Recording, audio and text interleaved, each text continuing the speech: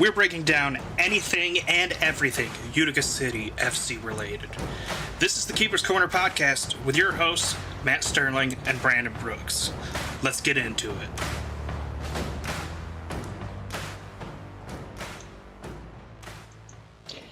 Hello, everybody. Welcome to a season-ending edition of the Keeper's Corner podcast. Brandon, how you holding up, my guy? It is that time of the year again, the time when the Sogs stop. And we are sad. But we can always look forward to the next round of Sogs. So, that's something. Yeah, you just got to make it to the TST, and then after that, you got to survive until December. Unless you Black watch Friday. Outdoor. Unless you watch Outdoor. Yeah, but they don't have nearly enough Sogs. No, they really don't. Just been watching Ted Lasso and coping. No, it was a good run. Kind of saw the ending coming, though. Yeah, it feels very similar to previous seasons. I wonder why. Nothing like the first round. Yeah. You know, one against, well, two for Baltimore now. Getting knocked out by them. One for KC. One for Milwaukee. Yeah, we're just spreading the love. It sucks. It's been... So did you... I have a genuine question. Yeah. You did put it in the post. Did you ever watch it? I did put it on today. I tried to pay attention. Not exactly in a great state to focus on things right now, especially when you already know the outcome and are just waiting for... Waiting for the ball to drop. Yeah. Yeah. It was not our best day. Personally. It definitely did not appear to be, you know, our best performance by far on that pitch. So, unfortunately, It was kind of a culmination of everything that we've said this season coming together. all the bad stuff? Yeah. Yeah,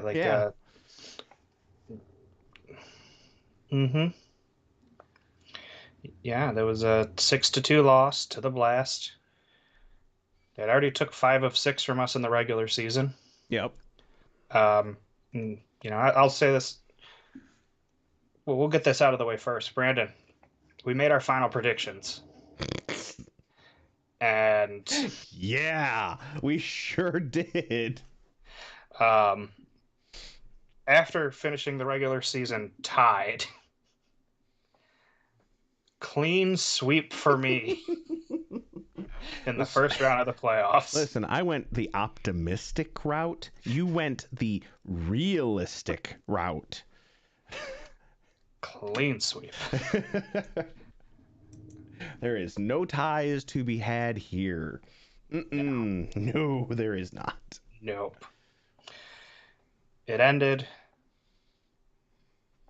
But there we go. For those that cared. Those have been keeping track, or those who have been keeping score. All none of them. Because I haven't even kept score. You had the Sockers, right? And then that was about... No, you picked Empire in that one. I picked Empire. We both picked Chihuahua. Yep. You got that, and then swing and a miss on the other 3. Yep. But again, I was playing the more optimistic route because, frankly, my picks would have made the final 4 or the final 3 games 4 games. The final 4 games more interesting than they were. Yeah. We'll recap what happened for Utica and Baltimore. We'll talk about the playoff structure now that it's out of the way. And I guess turn our attention to the off season of next year. Yeah.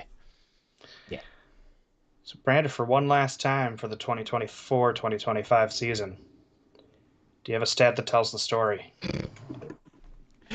Um, you know, I wasn't too sure if I was even going to bother with this one, and the reason being is no one else did. Mm. No, it didn't feel that way anyway. I'm sure there was a lot of there was passion there, but boy, we did not see it. So, if I had to pick any stat, just because it is kind of a wow, this is a big gap, this is a big difference. Mm-hmm. You look at the save percentages of that game, and it is 25% difference between Julian and Andrew. Andrew had a 615, so 62, Mm-hmm. and Julian had a .867, so 87% save rate, which you'll have when, you know, Mm-hmm. you block or save 13 shots on 50 or 13 saves on 15 shots. So, I mean,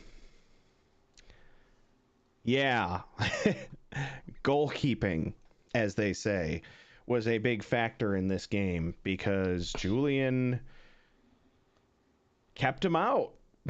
He kept us out. Yeah. This was if there wasn't, not that he's looking for it that I know of, but if this was to be a revenge game, boy, that was it for him. You have your first string, technically you figure this is first string keeper against third string, and the third string destroyed the first string. Mm-hmm. So that's got to be mine. That just says it all. Yeah, it was a. They said it on the broadcast. Craig pointed it out multiple times. How many saves Julian had that weren't just, standard run of the mill. They were an above average play Yep. that kept Utica out of the back of the net. Yeah. Yep. He excelled in that game. Plain and simple. He played like there was no tomorrow, and that's how we had all kind of hoped that we would play. Yeah. Have to be really foolish to let like a goalkeeper like that go or something. At the time, well, the thing was, is at the time, sorry, off tangent, but at the same time, I mean, you never saw him because we were always playing Wilkin. Right, but we didn't have So, Wilkin, so no, I know, but you know what that I'm yeah. like, we as fans specifically did not have enough data to go on with No. Julian because we barely saw him. And I think the one time we did see him, it was kind of like, you know, He got KO'd twice. yeah. So, we didn't see enough of him, and Yeah. Utica paid for it. Mm-hmm. I've harped a lot on the defense this year, but the stat that tells the story for me is the offense. They got shut out in 3 quarters, once again. I was actually waiting for that one. That was going to be my other one. This, Was just going scoreless for 45 minutes, just yeah, about, or not just about. yeah. You had a 3-4 minute stretch there where things looked to start turning your way, and then never really possessed and controlled the pace of play ever after that. Nope. Nope. Never. It always felt like we were on our heels, even when we were on offense. It just did not feel like a good game. Yeah. That brings us to the play that changed the game. And for me, uh, it came after the first goal, but before the second goal. Okay, not what I was going for. There were two set pieces within like a minute and a half, Yeah.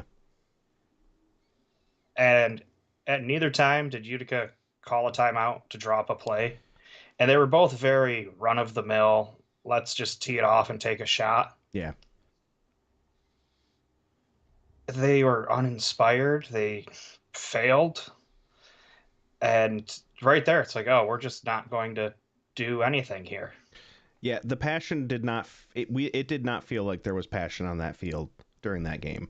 It really didn't. Like I'm not trying to, be like super pessimistic about it or anything, but yeah, it absolutely felt like there was just no passion out there. You know, obviously these guys have a lot of passion when they're in Utica with their fans. And yes, there were some, I'm assuming family members and stuff in the crowd for Utica fans, but it's just I don't know, there was nothing really to latch on to watch. Yeah, there are a lot of empty seats you could watch. There's that too. Um, do you have a play that changed it? Yeah.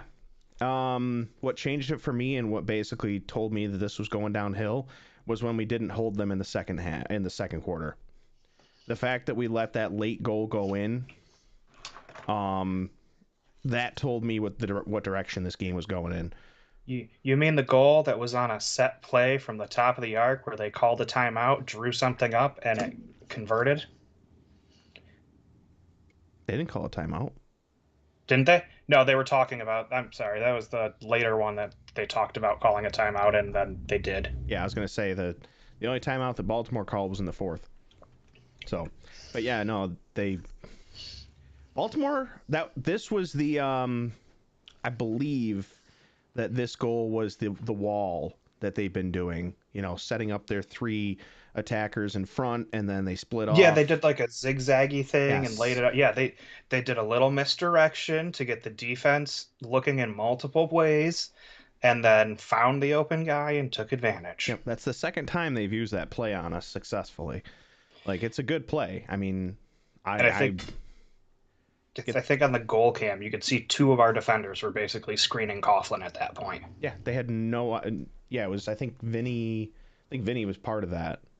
And I think Nilton was the other one. Yeah. So, which is weird for defenders. But yeah, either way, it was a very creative play. Like full on, kudos on the creativity that came out of Baltimore for, some of these set pieces that they did this year. Like honestly. But yeah, we weren't prepared for it. It was the second time they've hit us with that exact play. Maybe not the same, zigzag pattern or whatever, but that wall twice. Mm-hmm. So, but yeah, no, absolutely. The fact that we couldn't even go into halftime tied, that's what kind of did it for me. And I just kind of was like, all right, I don't see this going well in the second half, and it sure didn't. Mm-hmm. I mean, when we went down 2-0, I was like, oh, it's going to be one of those. Mm-hmm. Then quick strike back, and all of a sudden it's tied. 3 minutes later, and you're like, oh, okay.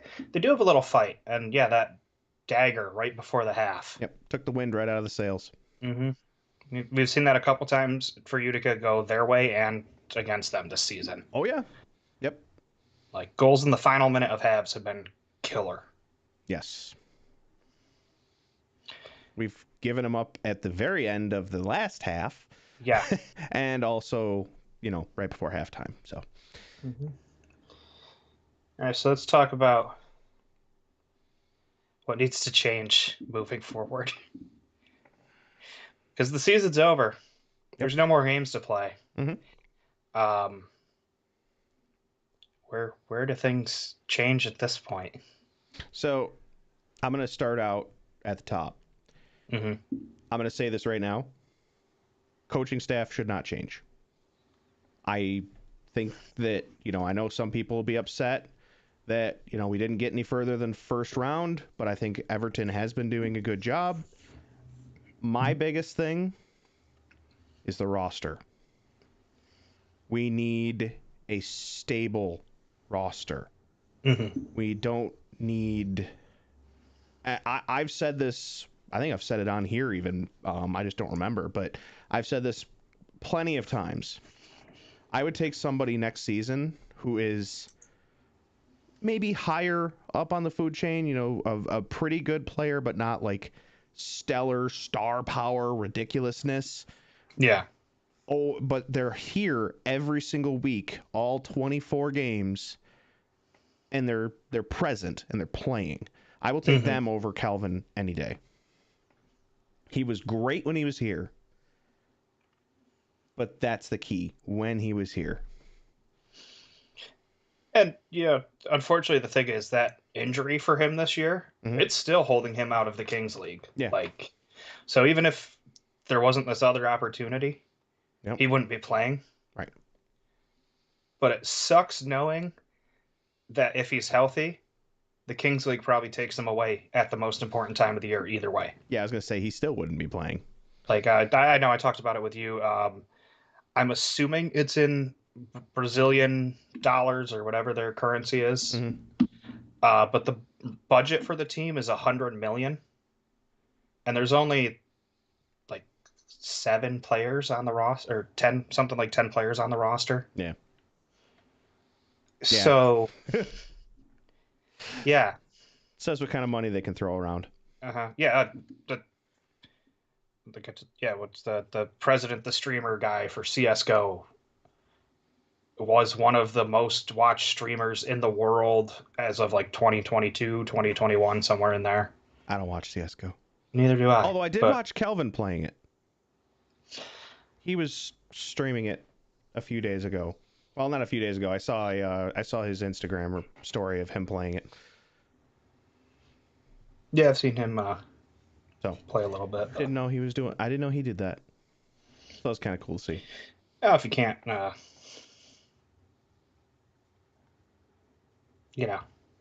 you can't play, you might as well find another way. Yeah, I think roster is a big thing looking into next year. I don't know what changed so much tactically this year, but if the roster is going to be based, like, and the coaching style is going to be based futsal-ish, you need sure-footed players so that they aren't making these silly mistakes and giveaways in the back that we see. Like, our biggest issue this year wasn't that, as much as we harped on it, wasn't that we didn't have players that can't play defense. It's that we had players that gave away the ball in our defensive third far too often and just gave up free goals. Yeah. Yep. Dinner's finally arrived. And hi, Katie. The child is here. What? The child is here. Oh, great. And crickets. Oh, you meant that. I thought you meant there. The child. No, that's the thing, the hoppy thing. Yes. I see the little. For those listening, we now have a pet frog. A tree frog. That escaped at PetSmart. And yep. If the strategy is going to be that, we need to get back to playing faster out of the back like we did last year. Yes. Because every time we take those extra passes in the back, it turns into a high press for the other team. And they capitalize on that far too often. Yeah. Yep. No, they absolutely do. And we've seen that time and again. Anytime they're doing the high press, it's just feels like, I don't know. It's whenever they're on the high press, we're all on pins and needles. Like, yeah, are we going to lose this? Because, it's happened a lot over the years, not just this season. So. And I will say, I'm just going to touch on There he goes. what the fan page talking about how we did kind of build this team around Kelvin, and which I totally agree, which is weird because if you think about it, you would have thought we would have done something similar when we had Frank. You would have thought that we would have made the team would almost kind of meld around Frank. Right. Instead, we tried to do the opposite to make Frank integrate with how we play. But we broke our backs, it felt like, to Work with get Kelvin's and style. keep Calvin here. Yeah. Like, can't do anything. Caitlin, I don't know what you want me to do. Can you hold the crickets for 2 seconds? Can I eat? Eat the You want to eat crickets. the crickets? No, Eat I don't 'em. want to eat the Do it. crickets. They're Do still it. alive. And you need them to feed your new child, apparently. Gremlin. You named it Gremlin? After it escaped and we had to chase it around frickin' PetSmart for to almost 10 minutes, you bet your butt it's a gremlin. Okay. Anyway. It's great content. Yeah, and I would say it worked out better getting Frank to adapt to our style Chicken babies in a... than Please don't trying to make everybody play escape. around Kelvin. That's the way it should be. Yes. That's the way it should be. It should be make a player, or not even make a player, get players that are going to integrate with your style. Not, hey, get this one player and make a team around them. Yeah. That's not the way to do this. And I sincerely hope that that's not the way we try and do things going forward, because, well, this year was a great experiment. It didn't work. So this one didn't pan out. Recycle, try again. Do not hop out. Yeah, and I guess now we're on to our positive takeaways. After that. Is that the season's over? I think for a lot of the fan base, especially when you looked at the comments, things progressively got more and more negative as the year went on. Mm-hmm. And it's just nice to be able to wash our hands of it and, okay, clean slate next year. We'll see what free agency brings. We'll see what retirement brings for some of these guys. Yeah. Or potential just moves in general. I mean, yeah. Every year this league changes. Every year, with a couple of exceptions. I mean, you always know that Chihuahua is going to be ridiculous and most likely going to be, in the upper rounds of the playoffs. Mm-hmm. You always know that San Diego is going to be up there as well. But my biggest thing is, I think one of my biggest takeaways from this season is that I think Utica has a bright future. And I say that because towards the end of the season, half of our team was our M2 roster.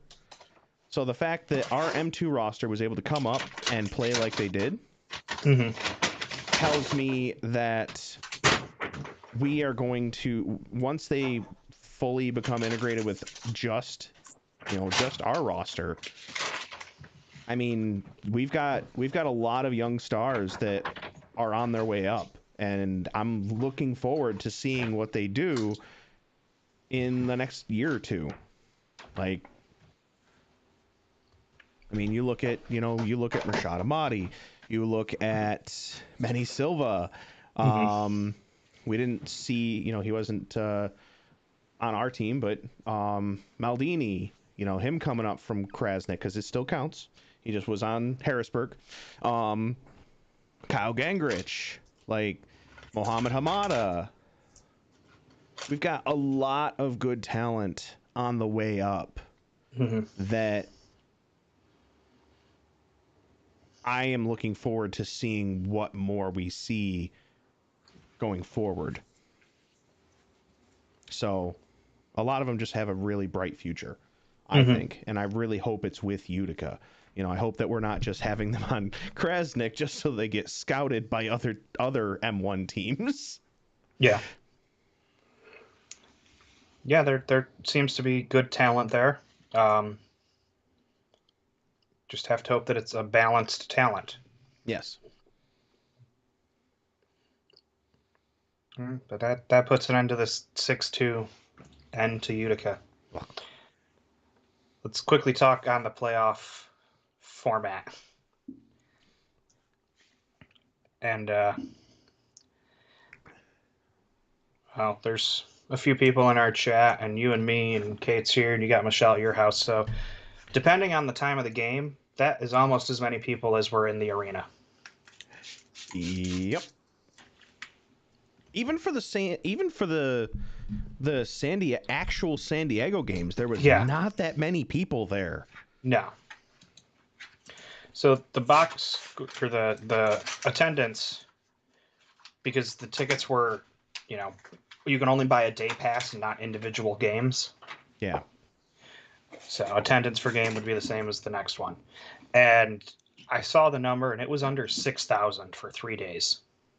Like, you had 6 games in 3 days and averaged under 1,000 per game.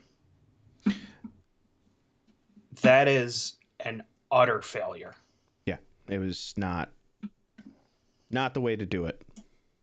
Now, granted, it did have one thing. It was efficient. It got us through the playoffs real quick. It was so efficiency, A+. Execution for everything else, bleh. Not an attractive product to watch. No, not There's really. no one in the stands. Nope. It's having been down on the turf when there's no one in the odd, and then having been down there at halftime to run that race that I did, it is very different. Even if those 3,000 people aren't paying attention, just having all that noise above you versus weirdly silent at times. Like how spooky silent it is when there's nothing going on. Oh, yeah.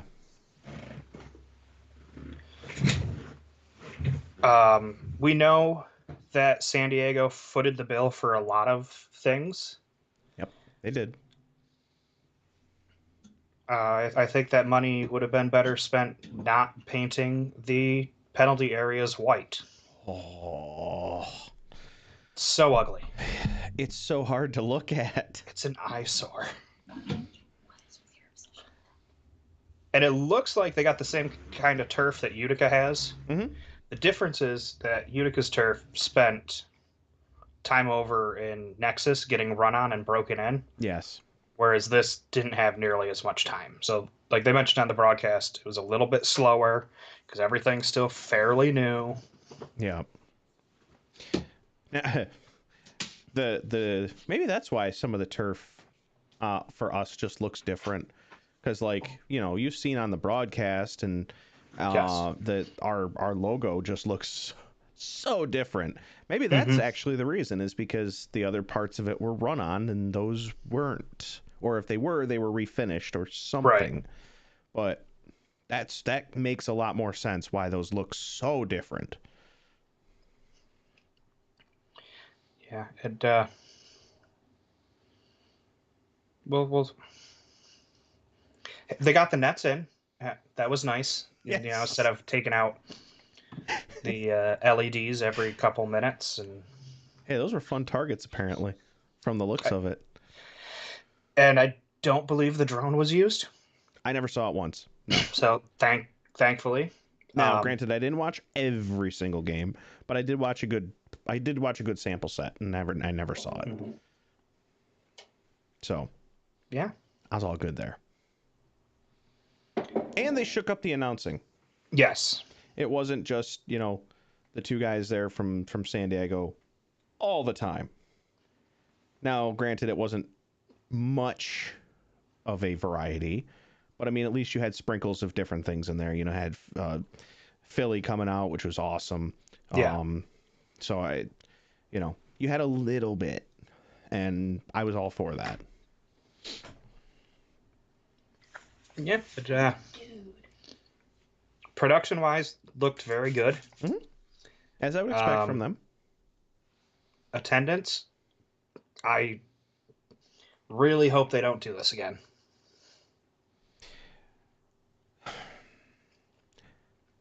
I think if that's the case, if we don't want to see this again, then all teams, whether they believe they're going to truly make it or not, Yeah. all teams need to decide on a playoff schedule before the season even begins.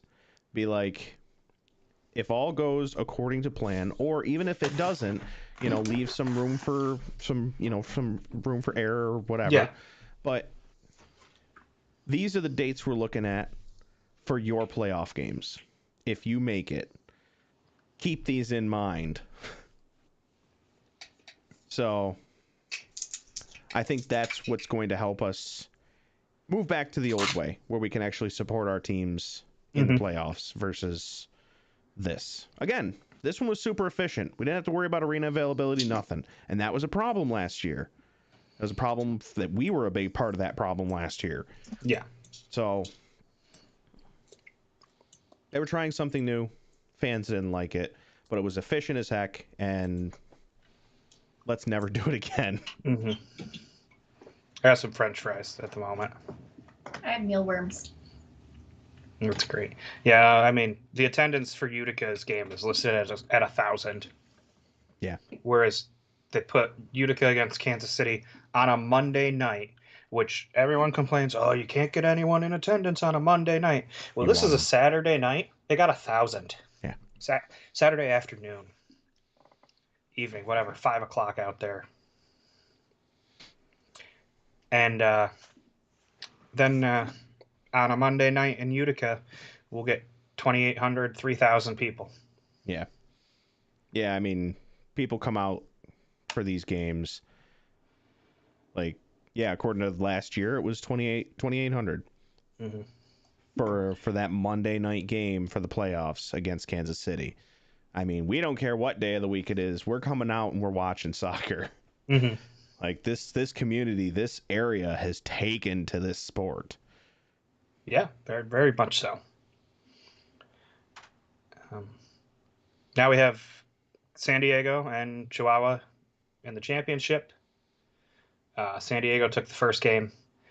The next game is Sunday at Chihuahua. And I don't know if they've announced if it's a full 3-game series or they're doing the 2-game and the mini game. Excuse me. They said it would be up to the hosting team of the second game to decide. Decide whether they want to do a third full game, or finish it with a mini game. Yeah. I don't like that. I don't like that they get to decide. But it was because of potential arena availability issues. Which I'm sorry if you can't get a Saturday night game or a Friday or a Sunday afternoon. Put it on a Tuesday, deal with it. I hate the minigame so much. Yeah. Because, I don't know. I've never really cared much for the minigame at all. I don't like... I understand that it's not sudden death, golden goal, but it basically feels like it. It feels like whoever scores first is basically going to take the mini game anyway, since it doesn't end right away. Yeah. I mean, one of the best 2-minute or 2-word phrases in the entire sports come from the NBA and MLB. That is Game 7. Yeah. A winner-take-all game is fantastic. But a winner-take-all one-off game on a neutral court or neutral turf with more people showing up for high school basketball games locally is not a great look. And it's not entertaining. No, it was depressing seeing how few people were in those games. So with that, hopefully they move on from this and we can move on to the off season and what comes next. Yeah. So for us, this is probably our last episode until the fall. Yeah. Unless we do some one-off with, whoever we can get our hands on.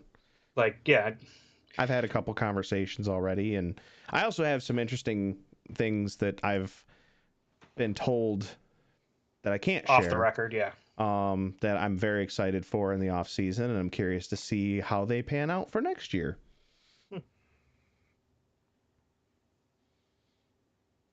So we'll see, but I'm very. It's got me intrigued and it's got me excited for next year. Nice. Yeah, it's and we'll wait. We'll let the championship go through. The start of May should be hopefully a free agency list. Mm-hmm. But considering this league doesn't really have a structured free agency, we'll spend May, June, July, August, September waiting for any kind of announcement. Yeah. As slowly other teams will pick up a player here and pick up a player there. And we'll just have to wait until October. I don't know if anyone besides Vinny has announced that they're going to be playing in TST. I saw Steph announce something, but maybe it wasn't TST. I just meant like Utica guys. Oh, sorry. I sometimes still think of him as one. Yeah. Well, sometimes trade them away and things don't work out. Yeah. I don't know. I mean, yeah, we probably at the earliest, I think we won't see anything even slightly interesting at least until July. I mean, that's when we started seeing, signings for other teams. So if we see our guys go anywhere else. TST, you can watch that in early June. Mm-hmm. I think it just saw today ESPN will have 27 of the games broadcast. It'll probably be on ESPN Plus, but if you have that, you can stream it. And then, we'll be back in the fall with any kind of announcements that come around. Yeah. For the team, I think the focus needs to be on... That's what it was. Thank you, Steve. Yes, his was for King's Cup. Sorry. Okay. Just, I saw that and latched onto it, so my bad. For the team, I don't... Where do you think the focus needs to be? Again, my biggest thing is we need to lock down players and, not have to worry about availability beyond injury. Mm-hmm. Obviously, injury is always going to be always going to be a factor. So, that I get. But we need to lock players into their availability for the season. That's my biggest complaint and what I think we need to figure out. Mm-hmm. I think, like I said, we need to get back to the run and gun offense with a focus on technical players. Because if we are going to play this futsal style, you can't have that sloppy play in the back where you just, you make a pass with your head down, or you're putting the ball in front of the goal slowly where anyone can jump it. Right. You have to have high soccer IQ players.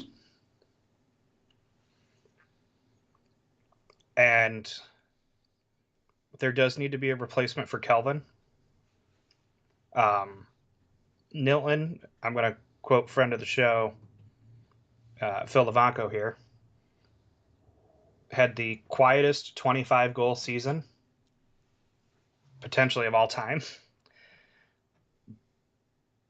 But he's doing it as a midfielder, kind of like Saucy Sanchez for Milwaukee. Yep.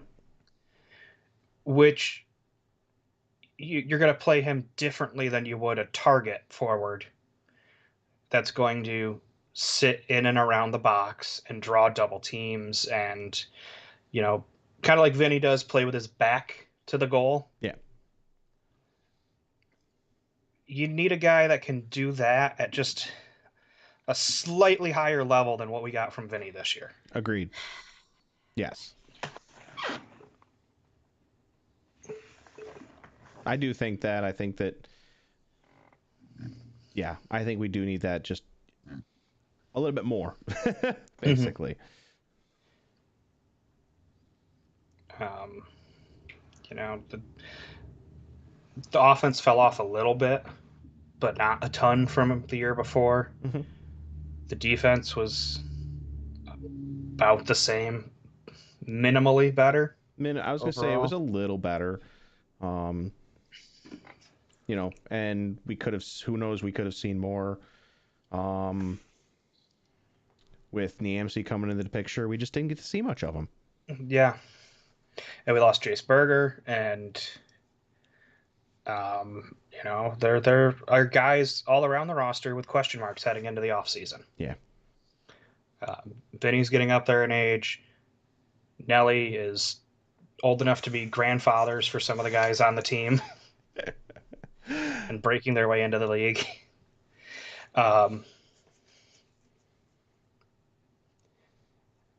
Nate, we were excited to have him back. And I don't know if it's just the injury, but he's a ghost of himself. Yeah. And it's that, that happens with major injuries. Yeah, because you don't want to get hurt again. Not even that. Like, it can rob you of your physical ability to do what you need to do. Mm-hmm.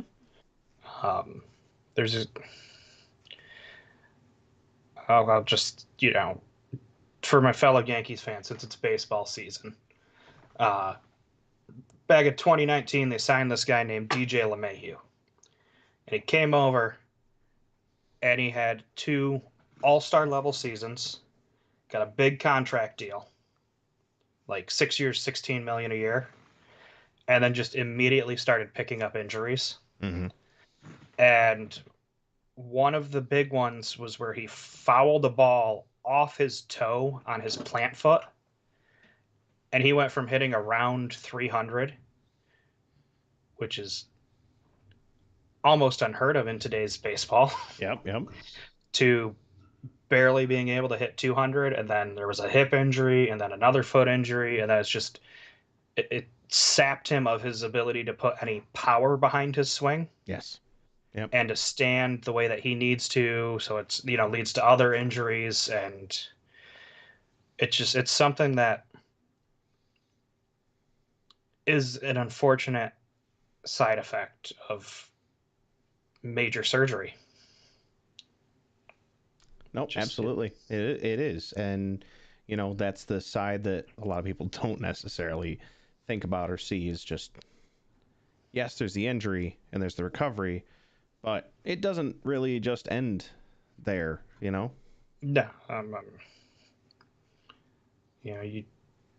Guys in this league tear their ACL, not all the time, but often enough. Mm-hmm. You're looking at a year and a half just to recover. And then, the general rule is it's another full season after that before you're back to 100%. Right. And that 100% might be 80% of what you were before. Yeah, I was going to say it might not actually be a true 100%. Yeah. Coughlin getting up there. And now he's got a baby on the way. Yep. So who knows? Jace, all of a sudden he was just moved to the inactive roster, so we have no idea. Right. I'm hoping that, would like to see him back, but who knows if we he was will or making not. strides. He was starting. It was like, ooh, okay. He's not going to be the next Juan Alava on the defense, but he could be another Logan Roberts. Yep. Yeah, he was making strides. He was getting there. Yeah. Logan, that concussion We know going into the off season before last year, it was like 50-50. Um, I don't know if you remember his post announcing that he was coming back this year. Not It really, was no. it was like it was a movie quote. I forget the movie, but it's like every time I think I'm out, they pull me back in. You know, was this the last hurrah for the last three original Utica City members? We It's just a don't have answers to that question. nope. It's a possibility. Um, Gordy looked great when he can play. Mm. How available will he be? How much can we count on him? Will he return, or is he going to transition to the bench with M2 coaching? And he's another one with a baby on the way. I don't know. I will say with him, it kind of feels like this is not something that's going to slow him down. Yeah, no, personally. I think that I don't think much will change with the way of Gordy, but I could be totally wrong. Yeah, but that's just the feeling that I got just from talking to him. Yeah, talking to him a couple times, just that competitive spirit still drives him very much. Absolutely. Um, yeah, there are a lot of questions. I'd still love to know what happened to Steven Fernandez. It would be nice. It would be nice to. He just gone from the face of the earth. Yeah. Instagram was gone. Everything, just social media completely disappeared. Yep. Yeah, just like you said, wiped off the face of the planet, just gone. Yeah, because you spend a couple years developing a guy, and then just it's not even that he left for somewhere else in the league. He just Poof. evaporated. Yeah. Um, yeah, just have questions for the off season. Not a lot of answers, and Hopefully not much we can give you at the moment. I was gonna say whether we get any or not is gonna be doubtful, but at the very least, I don't know. We'll see. We'll see what happens. There's nothing but anticipation now. Yeah, I mean, I had player rumors for months, and most of them came pretty good. I had Julian leaving, but I had him going to St. Louis. Um, and then Steven Fernandez was the other one I had leaving and going to St. Louis, and he just disappeared instead. Yeah. We'll see what else comes around. Any good news that I get out of sources, don't know if I'll be social mediaing it as much. I'll probably tease it like I did. Rafa got hit with the visa issues. Yep. So he went and dominated an M3, which makes sense. He lives in Rochester. It's easier to play for an M3 team out there than play for Krajishnik out here. Oh, yeah, absolutely. No, I totally got that.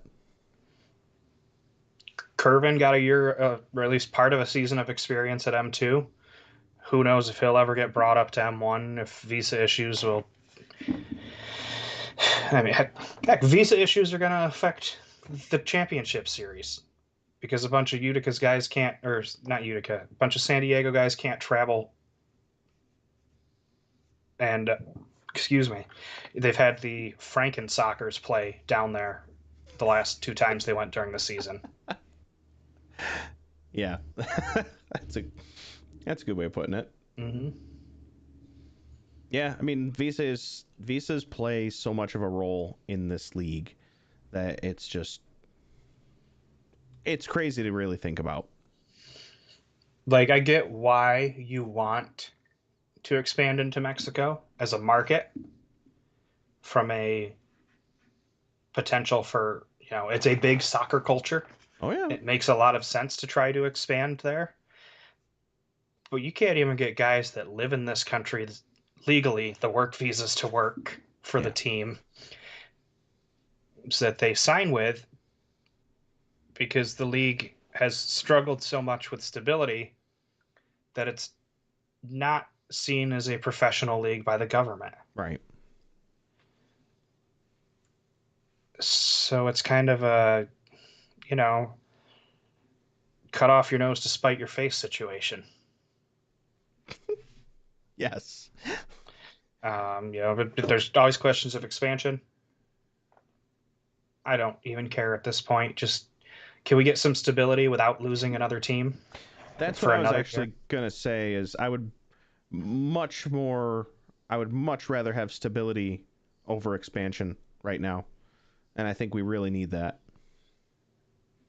Like the only way I'd see it going is if you're bringing up an M2 team to M1 by transferring ownership rights from like I don't know, a Texas Outlaws and folding Texas into Dallas Mm-hmm. because as fun as that rivalry can be, they're basically trying to like, well, they're 45 minutes away. I'm like, we live 35 minutes from Utica. We're part of the Utica market. Yeah, I mean, yeah, we drive, We work in over and Utica. yeah, we work in that area. We we drive to every one of these games. I mean, we may not live right there, but I mean, we're at probably more games than some of the people that live closer. Hmm. So,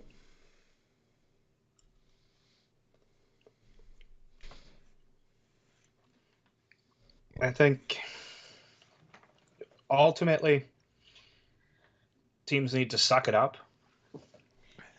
and start the schedule a couple weeks earlier so we can get the playoffs in before the arena availability becomes such an issue at the end.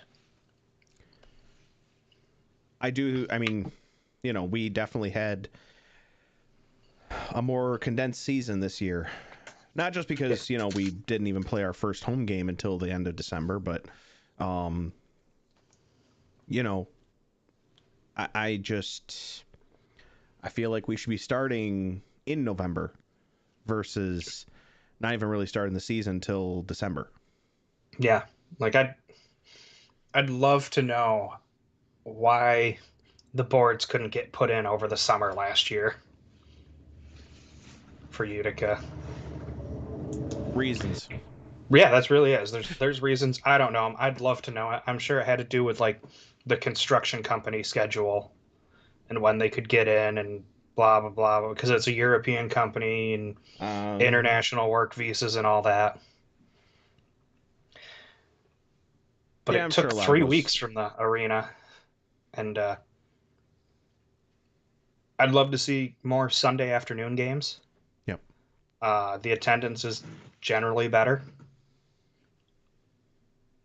and less double weekend games. Those are tough. I Anytime. like I was yeah they're tough. I know it's easier on the arena staff to be able to put the turf down on Friday and pick it up on Sunday, Yep. but for the non-season ticket members, you're asking them to come to 2 games in 3 days or 2 games in 2 days. Right.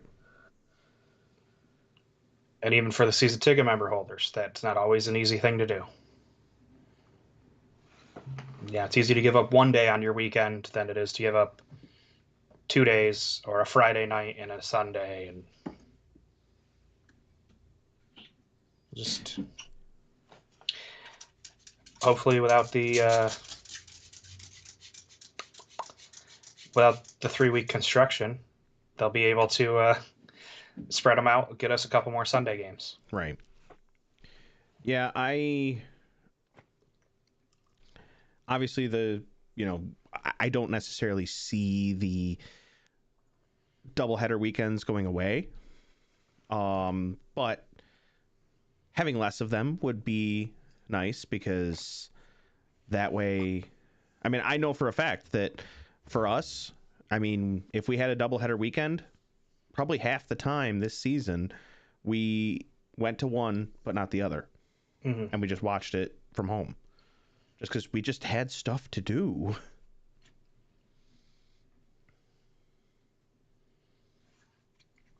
Yeah. Um, there was that whole scramble for the Frozen Four this year. Next year, it is set. It will be in. I don't know why the NCAA does this for D3 hockey, Mm-hmm. where one year it's a set location, the next year it floats instead of just making a set location every year. But it will be in Utica at the Odd. Okay. That's already in contract. Um, and I think the next 2 years, 2026 is at the Odd, 2027 is a float year, and then 2028 I think is also set somewhere else.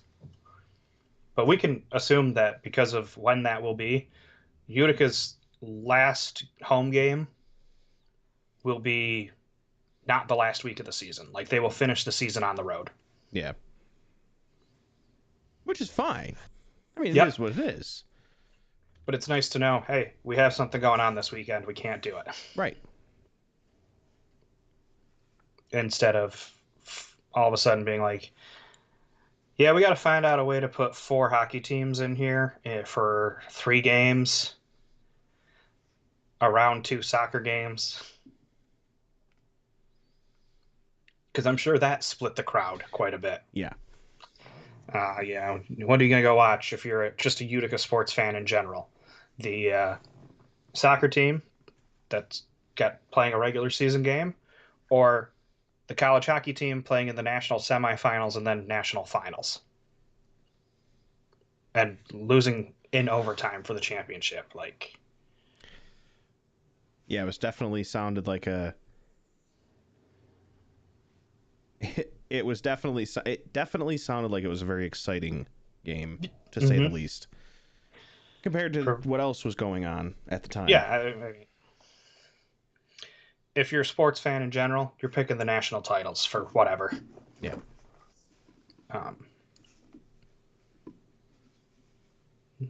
Yeah, and I don't really know if there's anything else to say for the off season. Brandon, anything for you? Just addressing the last question. Well, Florida, if I remember correctly, they basically just folded. I mean, they didn't have them. They didn't have an arena.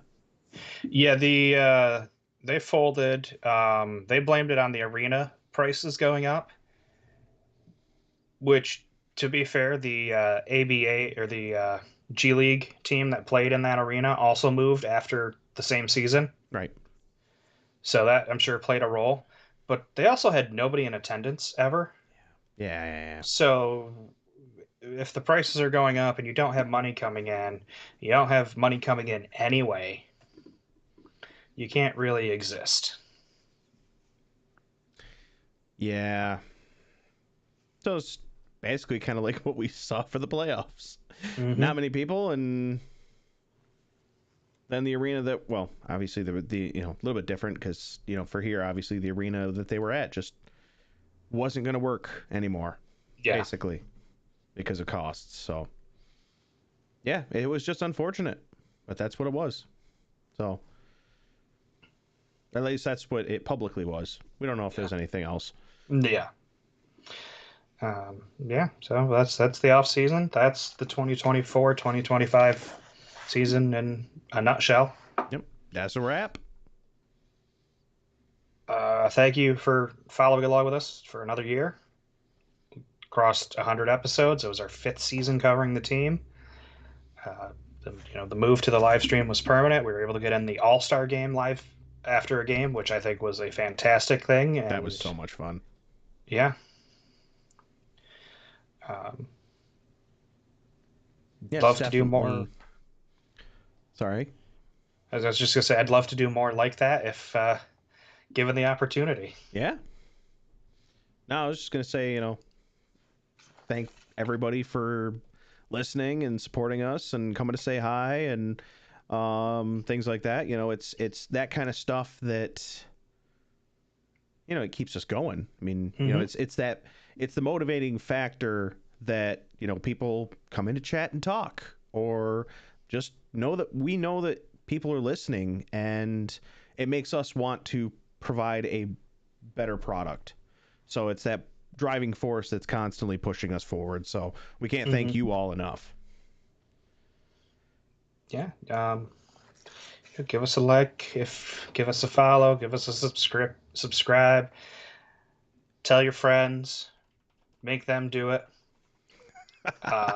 Make them. I'll be honest, my production level this year has gone down and down just because of factors outside of this.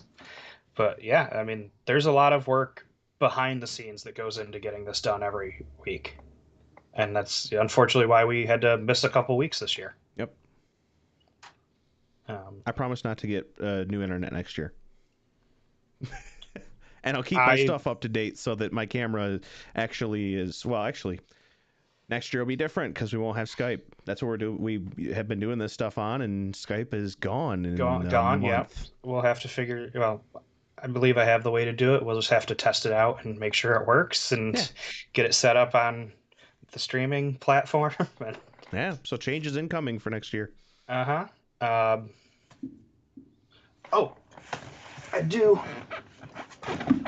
Brandon, you've already seen this, and a couple people on social media have as well. I want to thank the CFO for the Utica Comets and Utica City, Mike Percheva. We were having a rough night in the kitchen, and he just walked by and dropped off a bag with a signed Logan Roberts jersey in it. And I'll be honest, there we go. You disappeared. I don't think I'll ever be able to wear it. I'm not quite as skinny as Logan, but after spending all those years banging on a drum for his talent and upside and entering raffles and looking at bids and just being like, man, I can't justify that on a shirt that I can't wear. It's nice to get one. Yeah. Oh, yeah.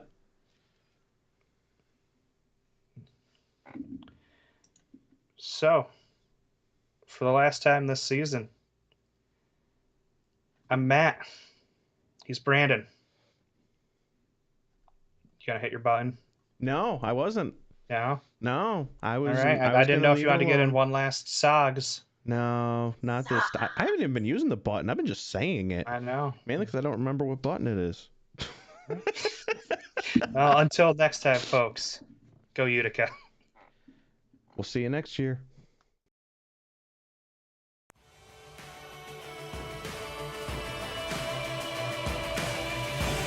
Thank you for listening to the Keeper's Corner podcast on whatever podcast app you use.